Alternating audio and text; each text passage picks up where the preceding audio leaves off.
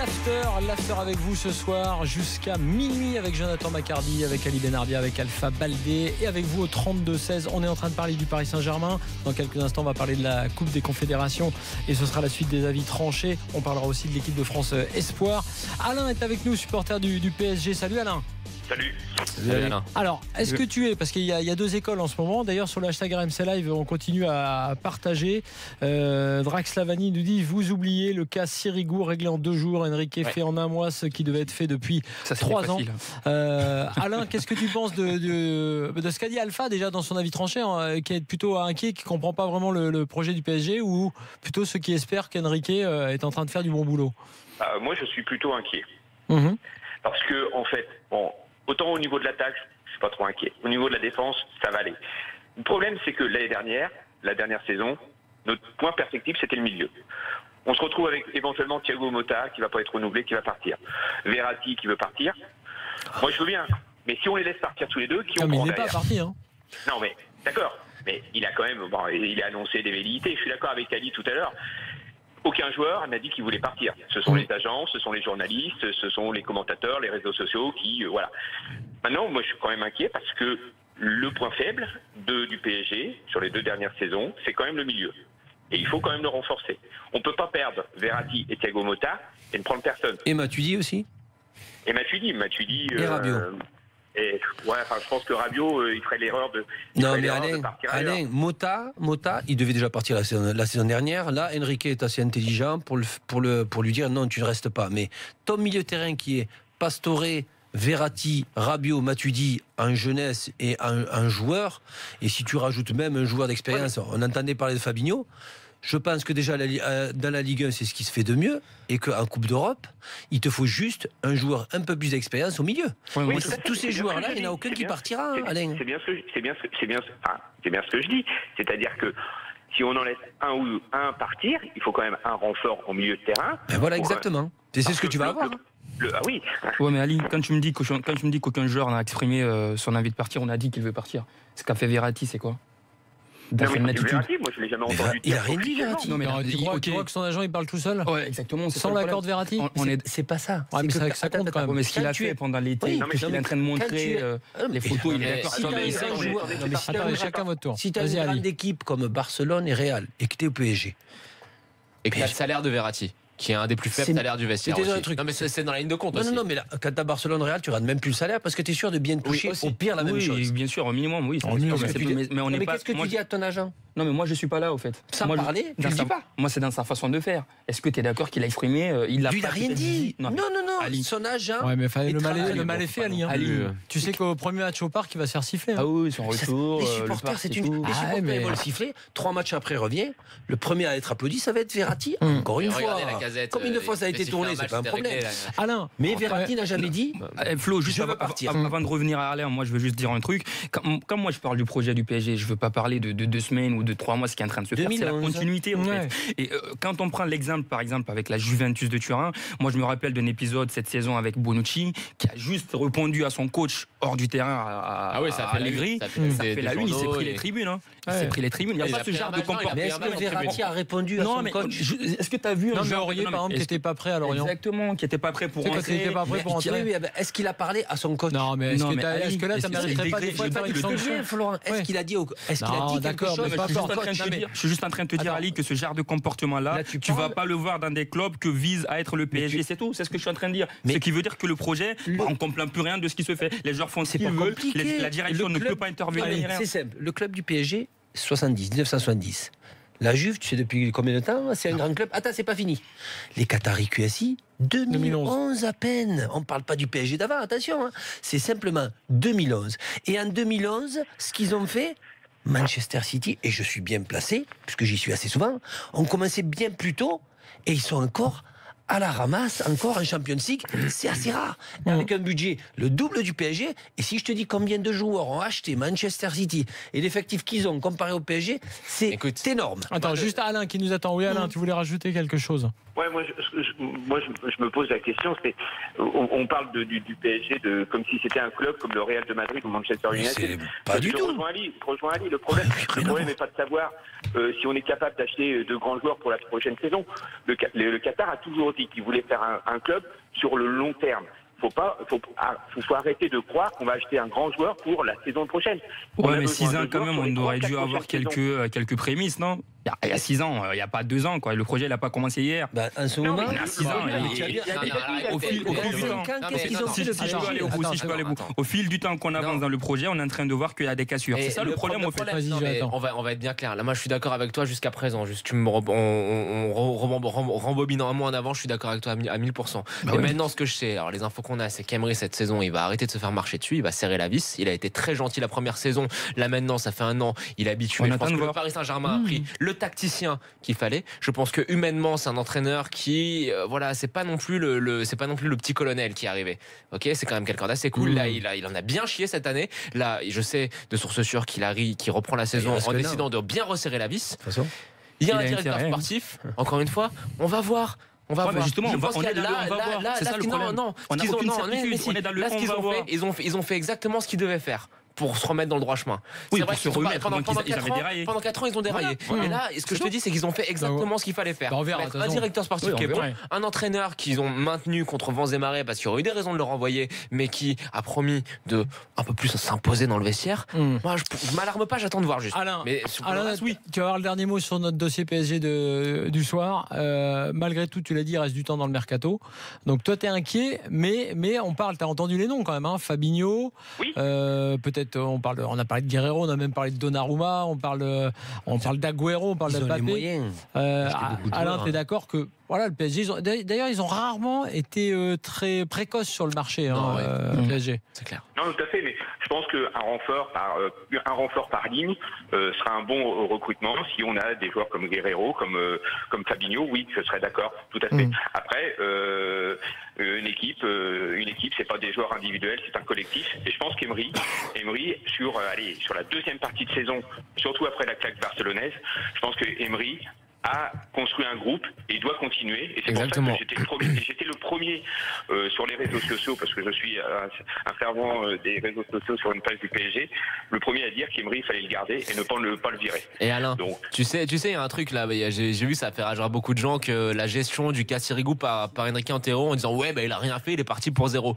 Mais rappelez-vous comment ça se passait avant. Si ça avait été quelqu'un d'autre qu'Antero, si ça avait été la précédente direction sportive, Sirigu, il serait parti avec 2-3 millions en poche, il serait parti avec une salaire en poche. Là, il est parti avec 0. Tu es en train de parler de Sirigu, on a aussi un autre cas comme gardien, c'est Trapp qui ne sait pas s'il va rester, avec l'envie de recruter de nos gardiens. Donc chaque saison, pour un club, moi j'ai l'impression de rêver. Moi je serais un supporter parisien aujourd'hui, je serais complètement en train de douter de mon club. Sirigu, il est là, le mec il fait une bonne saison, deuxième saison, allez hop, on le chante. Trapp, il va venir, on nous l'annonce comme le crack. Il y a un projet là-dessus, Trapp il vient, on apprend qu'il va peut-être aussi sauter, il va retourner au Werder ou à Leverkusen. L'autre il va venir, dans une année, 2 années, on va apprendre qu'il n'est pas aussi assez bon, on va le faire. C'est quoi le projet? Il y avait un directeur sportif quand Trapp a été recruté? Il n'y avait pas de directeur sportif. Donc il n'y avait pas de voir le mercato. Allez, voilà pour le non, mais ça on est d'accord. On est d'accord là-dessus. Voilà pour le Paris Saint-Germain. On aura l'occasion d'en. Qui était directeur adjoint d'un directeur sportif qui n'existait pas. On aura l'occasion d'en reparler. On aura l'occasion d'en reparler dans l'été parce que le Paris Saint-Germain c'est pas fini. C'est long. Et c'est vrai qu'il n'y a pas encore grand-chose de signé surtout. Donc je pense que on va avoir des petites surprises quand même aussi du côté du PSG, peut-être des bonnes pour les supporters. Merci Alain qui était avec nous au 32-16. Et on va parler de la Coupe des Confédérations, enfin un peu plus large parce que je vous parlais de l'Allemagne et puis derrière on évoquera évidemment la finale de demain entre l'Allemagne et le Chili. Mais mon avis, il concerne l'Allemagne au sens large. Toutes les équipes nationales allemandes qui jouent en ce moment, c'est mon avis tranché. Florent, il est remonté contre tout ce qui bouge et tout ce qui fait en sorte de le dépasser par la taille. Et c'était un guignol. Et oui, c'est vrai. Ça m'a parlé duquel, Florent? Florent Balmont. En fait. Ah, ça va. Il y a polémique, ouais. Ça nous rassure. Non, c'était pas moi. Ouais.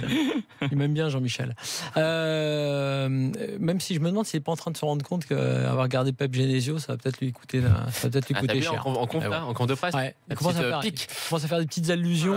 J'ai pas suivi. Non, mais il met des petits regards en disant avec tout le matériel que tu as, a dit Genesio. Il faut des résultats. Voilà. Parce que pour lui, cette année, il a du matériel. Ouais, apparemment. Ouais. Tu perds la colonne vertébrale et tu as le matériel. Tu perds la Casette, Tolisso, Gonalon. Il n'a toujours plus de défenseurs centrales. Il n'a pas recruté de défenseurs centrales. Alors, mon avis tranché n'a rien à voir avec la Ligue 1, mais avec l'Allemagne au sens large, les sélections allemandes, parce que ce qu'on a vu, je commençais par les U21 parce que c'était beau, c'est vrai, mais c'est pour dire que quelle que soit l'équipe d'Allemagne, là on est un peu sur le fameux poncif de Lineker, le foot est un sport qui se joue à 11 contre 11 et à la fin c'est l'Allemagne qui gagne. C'est un peu l'impression que ça donne. Alors c'est vrai qu'à l'Euro l'an dernier, on les a eus à l'ancienne, on va dire, puisque bon, et voilà, ils étaient meilleurs que nous, mais on les a battus, c'est le foot, c'est comme ça. Mais derrière, les jeunes sont là. Et on a vu un débat animé avec Gilbert au début de la Coupe des Confédérations, puisque Gilbert défendait l'idée que c'était scandaleux d'amener une équipe bis, que c'était manquer de respect. Je lui dis, tu vas voir, s'ils vont manquer de respect à la Coupe des Confédérations, ils vont la gagner ou pas loin. Bon, alors ils l'ont pas encore gagné. Le Chili, je dirais même que le Chili est favori. Il était déjà favori au début, donc il le sera sans doute. Mais peu importe, équipe bis et même parfois vraiment équipe bis, enfin bis sur le papier, parce que les joueurs, on le savait, sont très bons, mais alors agréable à regarder, des sautes évidemment de concentration parce que justement ce sont de jeunes joueurs, mais surtout un Löw qui peut se permettre de faire ce que nous on ne peut pas se permettre ou ce qu'on ne veut pas faire, de faire tourner, d'essayer, de nous montrer à nous tous les joueurs qu'il a en réserve, tout en sachant que son équipe A, non seulement elle est en tête tranquille de son groupe de qualif, mais qu'en plus elle est déjà favorite pour le Mondial 2018. Donc U21, équipe bis à la Coupe des Confédérations, équipe A qu'on avait vu à l'Euro, au moins sur ses qualités, on va dire sur le jeu, même s'ils ne sont pas allés au bout, qui aurait dû aller en finale à mon avis largement. Et derrière, on a cette équipe A dont on sait qu'ils ont leurs joueurs tranquilles, ils ont leur charnière centrale, ils savent qui va jouer gardien, ils savent qui va jouer, qui sont les latéraux. Tu te demandes même, et je dirais même que peut-être que leur 9 finalement manqué avec Muller, peut-être qu'ils sont en train d'en trouver un ou du moins d'avoir des possibilités pour avoir un 9. Bref, je dis pas que l'Allemagne va gagner la Coupe du Monde parce que c'est ce qui est génial avec ce sport, c'est que on ne sait pas, mais malgré tout ils seront là et surtout le projet de jeu qui est que toutes les équipes jouent pareil, le jeu de passe, le jeu finalement un truc assez classique, mais une qualité. Tu nous en parlais, Ali, quand toi tu avais été au Bayern, enfin tu avais été soigné sur place, c'est ça, tu t'étais entraîné avec le Bayern, et c'est vrai qu'il y avait tu te rappelais cette qualité du jeu de passe et surtout cette demande de faire des passes en permanence. C'est voilà, et je trouve que moi j'ai regardé avec plaisir. Je mets la télé à Coupe des Confédérations parce qu'à l'Allemagne, quelle que soit l'équipe, tu peux me dire que c'est une équipe bis, une équipe terre, je mets parce que c'est l'Allemagne, comme on peut mettre une équipe parce qu'on aime le Chili de Bielsa à l'époque, comme on peut mettre ou Guardiola ou Johan Cruyff. Ce qu'on met pas forcément quand on voit la France de Deschamps. On en revient à une chose, Florent. Tu as vu le travail de la DTN, puisqu'on parle DTN, direction technique, au niveau du football qui part de l'équipe première jusqu'au peut-être moins de 15 ans ou moins de 17 ans en équipe d'Allemagne. Il y a eu un travail de fait depuis un certain temps et on le ressent. On le ressent en regardant les espoirs, on ressent en regardant les bis. Même un Sané, lui, n'était même pas chez les bis, pour te dire. Et parce que il fait partie un petit peu intégrante des A, Sané, et que tu as tellement un réservoir qui est là et qui est impressionnant, qu'on ne me dise pas qu'il n'y a pas un travail de fait, que c'est une question de génération chez les Allemands. Je ne suis pas d'accord. Est-ce que nous, à la DTN, la génération spontanée, c'est un mythe. Est-ce qu'on le fait, ce travail-là? Est-ce qu'on le fait chez les espoirs? Est-ce qu'on le fait chez les entre, quand on parle de post-formation, ou même avant les espoirs? Est-ce qu'on l'a, ça? Ou encore une fois, en France, on compte sur... On a 4-5 individualités, on va faire l'équipe autour et on peut gagner. Est-ce que les clubs sont aussi bien coordonnés avec leur équipe nationale qu'en Allemagne aussi? Parce qu'il est vrai qu'ils ont fait une refonte totale du foot, il y a un gros problème. qui est passé par le jeu, qui est passé par l'idée qu'il fallait refaire du spectacle et jouer et gagner plutôt 5-4 que 1-0. Leur lien DTN club est fluide, quoi. Ça n'a rien à voir avec ce qui se passe. Il y a la scission Fédé-Ligue qui il y a une philosophie qui est là, quoi. On voit la philosophie, on l'observe. Quand tu regardes cette équipe d'Allemagne jouer à la Coupe de la Confédération et quand tu regardes l'Euro U20 sans essayer de voir l'étiquette qui est dessus, ils jouent pareil. Ça joue pareil. C'est la même circulation de balles. T'as l'impression que c'est la même équipe qui joue pratiquement la même compétition, en fait. Et ça, c'est une philosophie, c'est une identité qu'ils ont. Donc forcément, ça aide. Moi, je suis d'accord avec toi. On était là quand Gilbert a fait son avis. T'as remarqué, même de partout. 3 défenseurs. Gauvin est avec nous. Gauvin. Salut Gauvin. Salut. Oui, bonjour à toute l'équipe. Alors, un supporter du Borussia Mönchengladbach. Est-ce que tu aimes Ibrahima Traoré? Pardon? Est-ce que tu aimes Ibrahima Traoré? Oui, bien sûr, Ibrahima Traoré, c'est un joueur que j'adore, Alpha, donc il n'y a pas de souci pour ça. Alors, Gauvin, tu es français? Non, j'étais déjà venu à l'antenne il y a déjà plusieurs mois, donc en fait je suis belge et j'habite Liège et en fait j'habite vraiment tout près de la frontière allemande, donc ce qui fait que je vais toutes les semaines ou du moins tous les mois en Allemagne pour le football. D'accord, donc tu es supporter du Borussia Mönchengladbach. Alors ton avis sur ces sélections, moi je parlais pas seulement de la A, ni même de celle de Coupe des Confs, les sélections au sens large allemandes, et comment tu expliques leur succès? Tout d'abord, leur succès, il est dû surtout à la confiance qu'on fait au niveau des jeunes. C'est-à-dire que ça fait plusieurs années qu'en Bundesliga, on lance des joueurs de plus en plus tôt dans le jargon. Donc, c'est-à-dire qu'il y a des joueurs comme Marc-André ter Stegen, par exemple. Moi, je l'ai vu commencer à Gladbach quand il avait comme 18-19 ans. Donc, il était quand même très très jeune une fois qu'il a repris les cages de l'équipe première. On voit aussi Stindl, par exemple, qui lui a été capitaine à Hanovre très très jeune. Maintenant, il est capitaine à Gladbach et il a quand même, je pense, il a 25 ou 26 ans maintenant.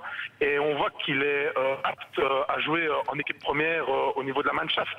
Donc cette confiance qui est faite aux jeunes depuis maintenant 5-6 ans, elle se répercute sur les résultats très positifs qu'ils ont au niveau de l'équipe nationale.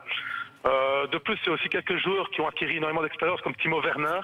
Que lui, il a joué à Stuttgart, il a joué dans une équipe qui était vraiment en bas de classement il y a déjà quelques années, et pourtant il a toujours survolé sur le terrain, ce qui fait que maintenant il est vraiment un fer de lance de l'équipe de Leipzig.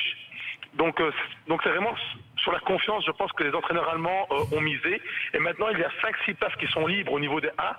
Il faut que les joueurs de l'équipe allemande Espoir ou de l'équipe allemande qui est maintenant en confédération la saisissent. Parce que ces 5 ou 6 places-là, elles valent très cher pour la Coupe du Monde. Et les Allemands, ils ont toujours la même mentalité, l'esprit de gagner, vouloir toujours marquer plus de goals que l'équipe adverse, ne pas s'en tenir à 1 ou 2-0, ne pas jouer avec en 4-4-2 figé. Non, eux, c'est vraiment le 4-3-3. Soit alors on passe sur un 4-5-1 et puis hop, on déborde avec les flancs. On essaie toujours d'aller vers l'offensive. Donc ça, c'est vraiment dans les gènes de l'allemand de base. Mais maintenant, ils essaient de miser sur la post-formation. C'est vraiment ça le déclic qu'il y a eu au niveau de l'Allemagne sur ces 10-15 dernières années. C'est la post-formation maintenant. Très bien. D'ailleurs, ça correspond un peu à ce que nous dit Petit Prince du Parc sur le hashtag RMC Live. Le foot allemand est structuré. Un président de Fédé, un DTN compétent, Biroff, un vrai coach Löw, une vraie formation et un projet. C'est ce que tu as dit, c'est le point fondamental. Il n'y a pas cette scission entre Ligue et Fédé.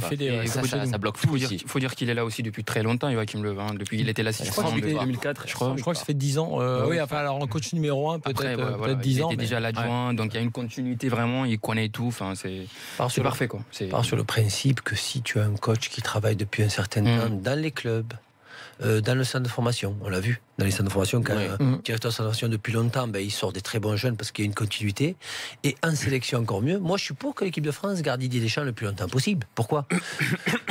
Pas parce que dire oui, non, mais il pense qu'au résultat, c'est que sur le long terme, tu prends une certaine expérience et en même temps, tu vois toutes ces générations que c'est comme une ratatouille. De la laideur. Et au fur et à mesure, progressivement. Une expérience de la laideur. Projet de jeu. Oui, mais j'ai un doute parce que justement. Non, mais justement. Il a un doute pour le projet de jeu. Oui, mais j'ai un doute sur Deschamps, sur la longueur, parce que. Il a eu là finalement la possibilité de nous dire qu'il fallait par exemple un peu bâtir une équipe commando pour aller à l'Euro, parce que l'Euro c'était en France et qu'il fallait à tout prix à quelque chose. Pourquoi j'ai dit Joël, je sais pas. Florent, pourquoi pas Joël. Je sais pas pourquoi. Florent, pourquoi Didier Deschamps est comme ça? Joël. Parce que Deschamps c'est pas un constructeur, c'est un pragmatique. C'est pas ça. Il va pas, c'est pas le mec que tu prends. Il devait juste rendre les clés. Il devait pas se qualifier pour la Coupe du Monde. Rappelle-toi, ce fameux barrage qu'on voit là. Sur le match aller au match retour, quel vous pouvez dire ah bon, je vois pas le rapport. Il passe pas. Est-ce qu'il restait en sélection? S'il passait pas, là il passe pas contre l'Ukraine. Est-ce qu'il y reste? Est-ce qu'on continue à parler de Deschamps? Mais une fois qu'il est passé, il savait qu'il faisait la Coupe du Monde derrière. Non, ça fait rien. Que tu veuilles ou pas, ce qui s'est passé là où il aurait pu passer à la trappe, je veux dire. Toi, tu voulais qu'on le débarque, au fait. Non, pas ça. Ça lui a pas permis, sur le long, un petit peu comme Joachim Löw, d'être sûr de soi, dans son projet de jeu, de travailler sur le long terme. Mais Didier, il l'a jamais fait. C'est pas l'entraîneur qui va te faire ça. Mais tu penses que là, mais là, par exemple, il n'est pas resté longtemps. Mais c'est ce qu'il a fait. Il a été finaliste à l'Euro. Ali, il a été finaliste à l'Euro.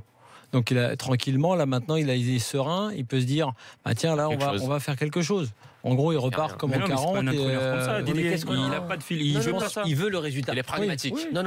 Il veut le résultat. Mais qu'est-ce qu'on a? T'as la mentalité allemande qui est une chose.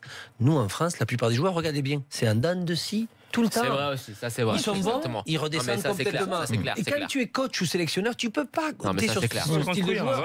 D'un coup, t'as pas payé, d'un coup il est bon et d'un coup il disparaît. Mais si toi tu as un coach constructeur, tu l'enlèves, tu vas enlever et tu vas chercher des joueurs qui eux s'inscrivent dans un projet. Il est content sur cette nouvelle génération qui l'a mis un petit peu là, mais il veut voir ce qu'elle va donner. Est-ce que d'un coup Mbappé va pas disparaître? Est-ce que d'un coup Dembélé va exploser et va disparaître? C'est notre problème au niveau de la mentalité. Comme on l'a eu avec Coman, comme on l'a avec beaucoup. Et n'oublie pas que les Allemands, ça me fait penser un petit peu à l'Algérie, quand ils portent le maillot, ils se transforment. En équipe de France, on a un problème avec les maillots bleus. Même avec les clubs, quand ils sont en club, en équipe nationale, ils ont une envie de défendre ce pays. Quand ils ont une opportunité de rester ou de partir à l'étranger, ça me rappelle un petit peu les joueurs italiens des années 90 et tout. Ils restaient plus dans la Serie A ou dans le calcio. Donc il y a ça aussi. Dans quelques instants, on va justement revenir sur la Coupe des Confédérations, mais on va un peu préparer la finale de demain. Tu vas nous parler du Chili que tu connais bien. On va reparler de l'Allemagne, cette fois de cette Allemagne. Vous pouvez nous appeler au 32-16 d'ailleurs pour nous dire ce que vous avez pensé de cette Coupe des Confédérations et ce que vous pensez de cette finale à venir, parce qu'elle nous fait saliver pour le coup, cette finale Allemagne-Chili. Et on reparlera aussi, ça tombe bien ce soir, puisqu'on a parlé de l'Allemagne, on va aussi parler de la France et des jeunes Français,